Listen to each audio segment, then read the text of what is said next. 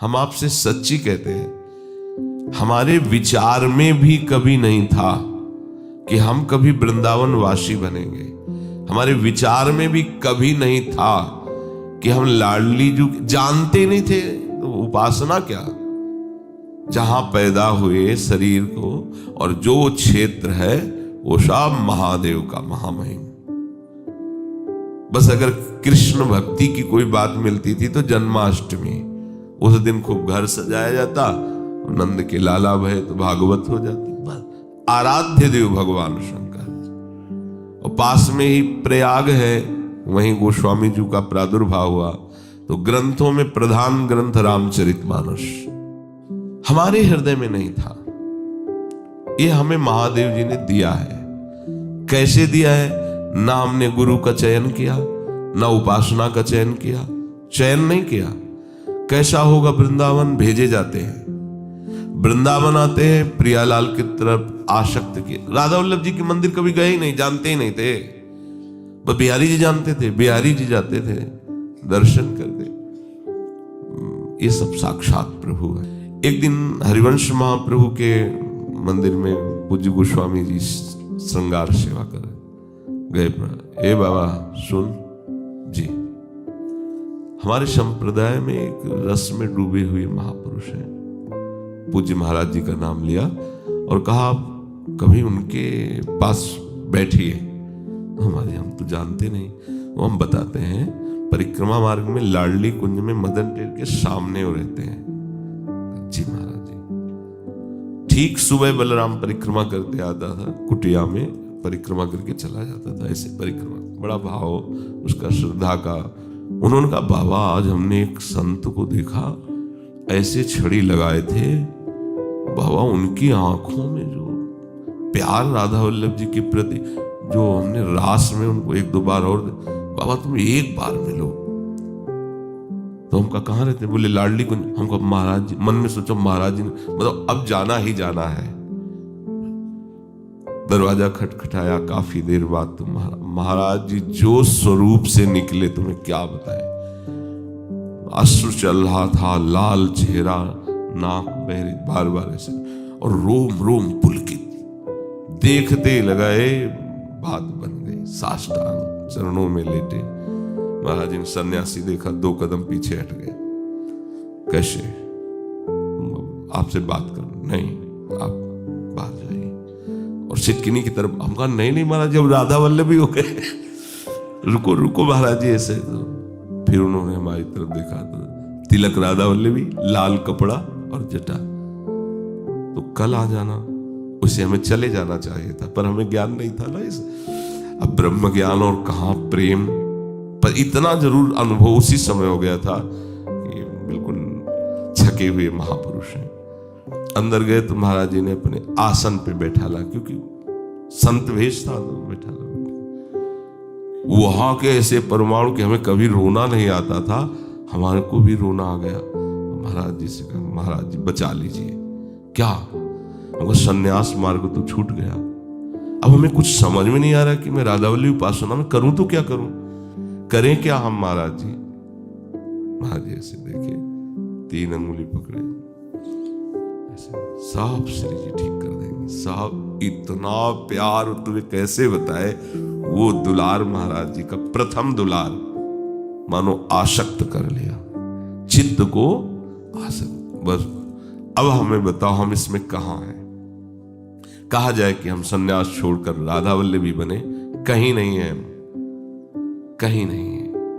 एक केवल कृपा समुद्र की कृपा हमको ऐसे तरंगायमान करते हुए प्यारी जी के चरणों तक पहुंचा दी। ना हमारी सोच, ना हमारी, महाराज जी के चरणों के आश्रित होने के पहले हमने कभी कोई वाणी नहीं पढ़ी, कभी कोई सत्संग नहीं किया रसिकों का। ये केवल अहेतु की कृपा से लाके जोड़ दी। ये रसिकों का गढ़ है वृंदावन, यहां राधा रस तत्व का ही रसास्वादन है। और जो इसके महामर्मज्ञ हैं वो बोलेंगे नहीं। खास बात ये है, जो रस में डूबे हुए मर्मज्ञ जन हैं, आप उनके पास जाओ, कह दो राधा तत्व के विषय में बोलो, तो बहुत कृपा करेंगे। तो इतना कह देंगे कि मुझ अधम को इस विषय में कुछ ज्ञान नहीं, और बस चुप हो जाएंगे, आगे शब्द नहीं बोलेंगे। और अगर आप जानना चाहते हो कि उनको क्या ज्ञान है, तो ये साउंड उन्हीं का बोल रहा है, चिप वही है। हमें क्या ज्ञान राधा तत्व के विषय में? ये जो हम दहाड़ रहे हैं, ये वो मौन है, उनका मौन दहाड़ रहा है। ये हमारे सरकार को कितना राधा तत्व का ज्ञान है ये तो नहीं, पर राधा तत्व के विषय में सुनना है तो चिप वहां से लगी है और साउंड सर्विस इधर हो रही है। साउंड अगर सुनना है तो इधर, अगर तुम्हारी मौन राधा व्याख्या देखनी है तो उनको देखो, उनके नेत्रों में देखो, उनकी चाल में देखो, उनकी मुस्कान में देखो, उनके रोम रोम में राधा, रोम रोम में राधा। केवल कहने का नहीं, अनुभव। कौन रस बाढ़े जहां बोली बोई भार। 11 बजे भोग रख गया श्री जी का, 3 बजे तक महाराज जी को विलाप करके रोते हुए देखा है। कुटिया में भोग ऐसे रखा है, कैसी स्थिति का। वो तो जब सौभाग्य की 10 वर्ष साथ, तो वो देखने को मिला है। लाडली कुंज में सोहनी लगा रहे, 4 लोग दर्शन करने आए और उनको बताया गया होगा, वो तो जानते थे नहीं, तो प्रायः तगड़ा शरीर देख के हम ही को समझते थे कि यही हैं, तो प्रणाम किया होगा। बड़े भाग्य के दर्शन हुए। उस समय तो हम बर्तन देखा उस साइड में तो गए हमारी तरफ, वो ऐसे कि हमका जिनके दर्शन करने आए वो ये हैं, तो उनके पास गए, उनको प्रणाम नहीं किया महाराज जी को। महाराज दर्शन करने आए थे। हाँ हाँ, वो जो बर्तन मांज रहे महाराज जी हैं, मोटा तगड़ा ऐसे। फिर लौट के आए, बोले आप वो तो झाड़ू लगाने वाले हैं। हमका चल निकल बाहर के निकल। अरे वो किसी को ये तो आज कृपा है, जो आरती पूजा कर रहे हो, आप देख रहे हो, महाराज अपनी श्री जी के दर्शन नहीं करने दिए कभी किसी को, कभी आंख उठा के नहीं। बलिहारी गुरु आपने जो श्री जी को बता ले दिया, श्री जी को पकड़ा दिया। बलिहारी गुरु आप बिना इन रसिक शेखरों की चरण धूलि का माथे पर अभिषेक किए कोई श्री जी को जान जाएगा। रहुगण को ब्रह्म तत्व का उपदेश कर रहे हैं, तो उन्होंने कहा कैसे इसका बोध होगा? बोले रहुगण तत्तपसा न याति न चेज्या न निरपणात् गृहाद्वा न छंदसा नैव जलाग्नि सूर्यो बिना महत्पाद रजोभिषेकम। जहां भागवत धर्म ब्रह्म तत्व के लिए कह रहे, प्यारी जो हम तुमसे सच्ची कहते हैं, प्यारी जो अब कहते हैं, बस कुछ कह नहीं पाते, बस इतना समझ लो। अगर समझ पा रहे हो, बिल्कुल सामने रहती, बिल्कुल सामने। अपार महिमा, अपार करुणा, प्रभु के सिवा कोई सहारा नहीं होना चाहिए। एक बार पूज्य महाराज जी बड़े ही अकिंचन वृत्ति से, एक पूज्य जनों के शिष्य थे, इंजीनियर, वो आए, थोड़ी देर बैठे। बोलने का स्वभाव तो पूज्य गुरुदेव भगवान का है नहीं, 10 मंत्राकार वृत्ति। उठे, प्रणाम किया और कहा महाराज जी एक कागज दिया। महाराज जी क्या है? बोले नंबर है, कभी आपको जरूरत पड़े तत्काल फोन करो। बोले हाँ, अभी तक तुम्हारे फोन से ही काम चलता रहा है, ले जाए। हम श्री जी के आश्रित थे कि तुम्हारे फोन के आश्रित, दोबारा यहां प्रवेश मत करना, चलो। निरपेक्ष निरपेक्षम मुनिम शांतम निर्वैरम सम दर्शनम अनुब्रजाम्य हम नित्यम पुएत्यं गुरेणु भी। निरपेक्ष, किसी की अपेक्षा नहीं, हम लाडली जी के भरोसे हैं। हमारा अगर किसी नंबर में है तो अभी वहां नंबर ही नहीं है जहां के हम हैं।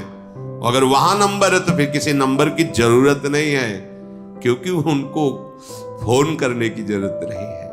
वो करो सदा तिनके रखवारी, जिम बालक राखे महतारी। बच्चा कोई मीनू बना के थोड़ी माँ के पास रखता है कि बाल भोग ऐसा ऐसा, वो माँ की चिंता का विषय है। खेलना बंद कर, चल पहले बाल भोग पा, ये उसकी चिंता का। वो डांट फटकार के पवाती, चल स्नान कर बाद में खेलना, ये उसका विषय है। क्यों? क्योंकि माँ के सिवा उसका कोई और है नहीं, माँ ही उसकी देख रेख करने वाली। हमारा भगवत आश्रय होना चाहिए। तुम्हें छाड़ी गति दूसरे नहीं, बने तो रघुवर ते बने, बिगड़े तो भरपूर, तुलसी और अंते बने, ता बनिबे पे धूर।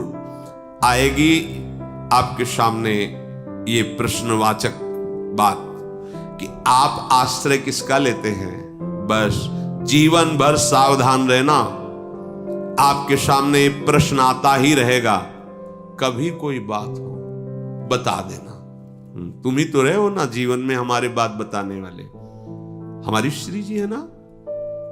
श्री जी के सिवा और कौन है। और श्री जी की बात क्या बात करूं। और बोले उनको लगाओ, समस्या है, समस्या बढ़ जाएगी, लिख लो और छोड़ दो। अब जो होगा समस्या ही नहीं है ही नहीं। पूरे जीवन में देखा ऐसा लगा कि भारी समस्या, और जब जाने महारानी जी तो जैसे एक हवा आई और कोहरा उड़ गया।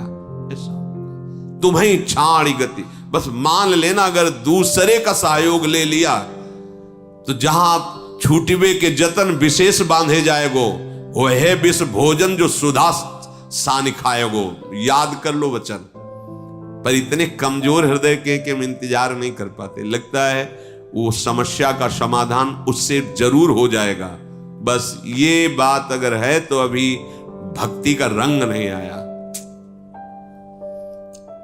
हमारा आराध्य देव सर्व समर्थ है, हमें किसी और की जरूरत नहीं। वो खुद भेजेगा जिसको भेजना है, खुद उसकी व्यवस्था होती है। ऐसे आश्चर्य में व्यवस्था होती है कि बस वो अनुभव का विषय वाणी से कहा नहीं जा सकता।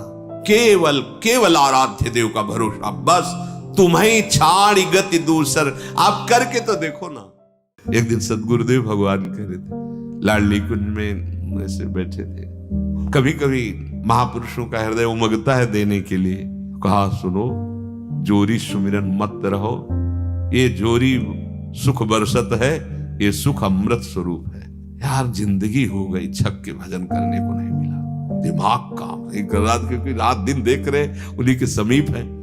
जिंदगी हो गई, छक के भजन करने को नहीं। क्या प्यास है भजन की। महापुरुष हो गए, जिंदगी हो गई, छक कर भजन करने को नहीं मिला। और है क्या, रात दिन 1 बजे देखो तुम बैठे हुए, चाहे दिन के चाहे रात के, 2, 3, 4 ये समय था महाराज जी के शयन का।